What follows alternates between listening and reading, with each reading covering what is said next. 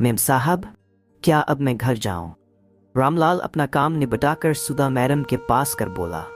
पहले तो सुधा मैडम ने उसे ऊपर से नीचे तक हवस की नजर से देखा, जबकि रामलाल का चेहरा नीचे था। फिर वे रामलाल की थोड़ी ऊंची करते हुए बोली, आज इतनी जल्दी क्यों जा रहा है रामलाल?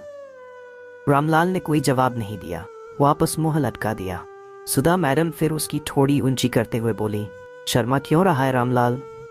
बोला, इतनी जल्दी क्यों जाना चाह रहा है? ऐसा क्या काम है? अब मैं आपको क्या बताऊं मेम साहब? रामलाल उसी तरह नीची गर्दन करके बोला। बताने में शर्म आ रही है क्या?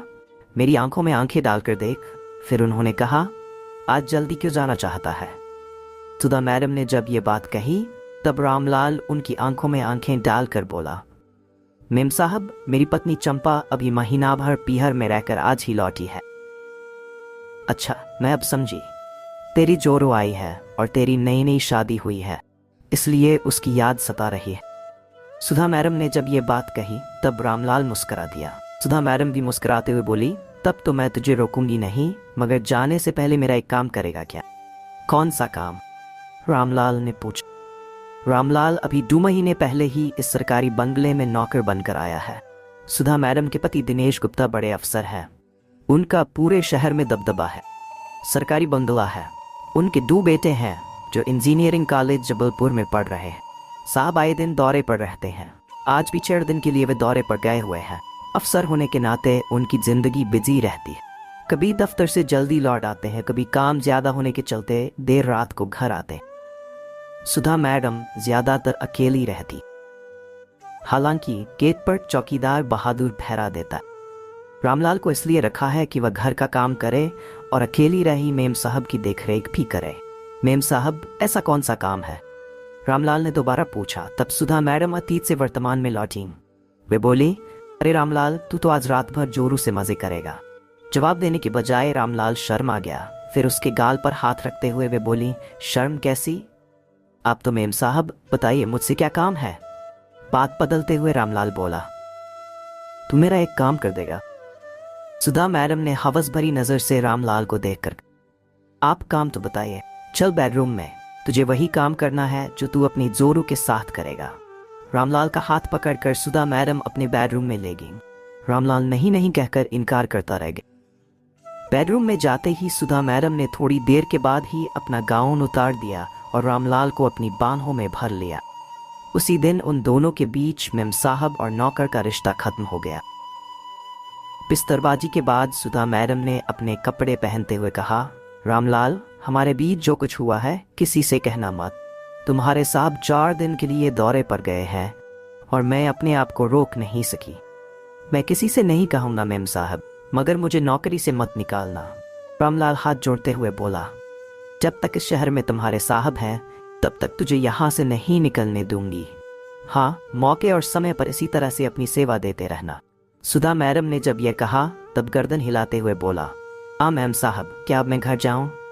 हाँ जा, और अपनी जोरू को संतुष्ट करना। कल उसे अपने साथ लेकर आना। सुधा मैडम ने मुस्कुराते हुए जवाब दिया। रामलाल बंगले से बाहर निकल गया।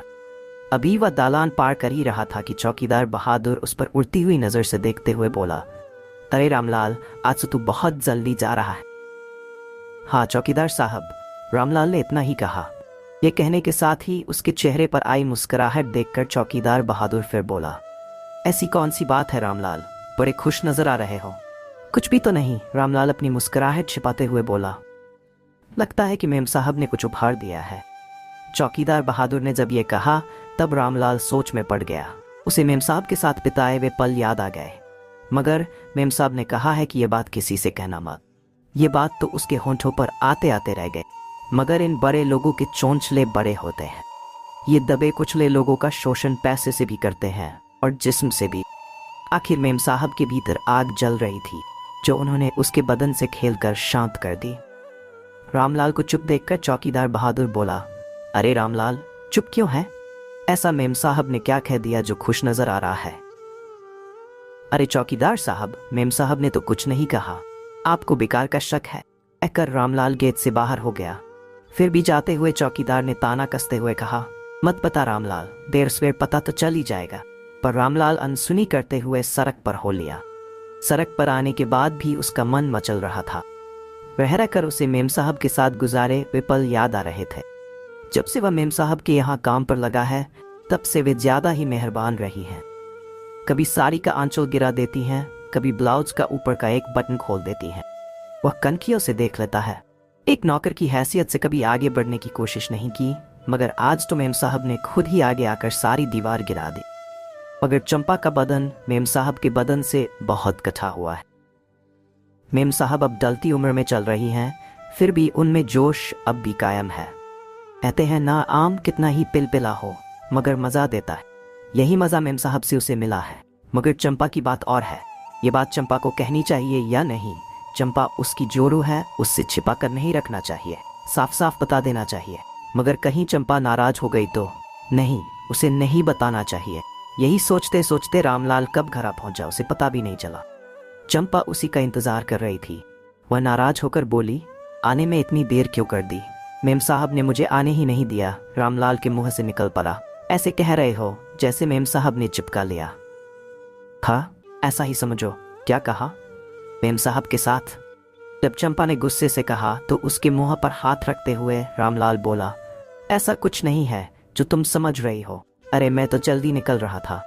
मेम साहब सामान की लिस्ट पकड़ाकर बोली कि रामलाल, बाजार से ये सामान ले आओ, और मैं सामान लेने चला गया। झूठ तो नहीं बोल रहे हो ना?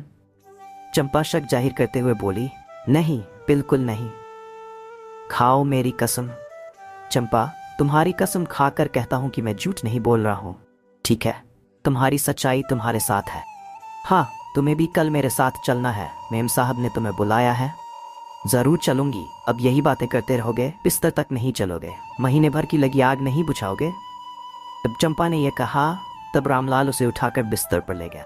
आपका समय निकलकर हमारे साथ था, इसके लिए आपका धन्यवाद। अगली बार फिर से मिलते हैं नए और रोचक वीडियो के साथ। चैनल को सब्सक्राइब करना न भूलें। धन्यवाद और शुभकामनाएं।